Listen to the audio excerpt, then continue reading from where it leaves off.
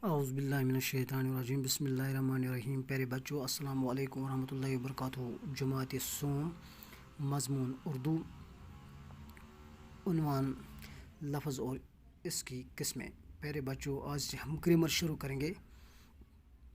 सबसे पहले हम लफ्ज़ और इसकी किस्में पढ़ेंगे। लफ्ज़ क्या वो लफ्ज़ दो या दो से ज़्यादा हरूफ के मिलने से लफ्ज़ बनता है। ये ज़ या दयो खुद ज़्यादा हरूफ पानवे रलन तमच बनावान लफ्ज़।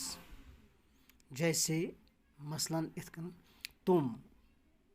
तुमस मंच ज़ हरूफ तेत मीम तुम और अलिफ वाव तरे अतमच त्रे हरूफ। गाड़ी गाफ अलिफ डेत छोटी अत में 4 हरूफ इतकन बनाए लफ्ज़। या इतकन हेको लिखित इंसान अपनी ज़बान से जो कुछ बोलता है उससे लफ्ज़ कहते हैं। इंसानी की सत्य अपनी ज़बान से वन तथ वन लफ्ज़। जैसे खाना, रोटी, चाय वगैरह अत मनो लफ्ज़। अब लफ्ज़ की दो किस्में हैं। लफ्ज़ ज़ किस्म कलिमा मुहमल।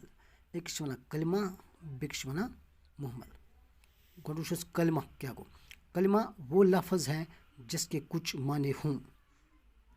कलिमा वन तथ लफ्ज़स यत मानी आस।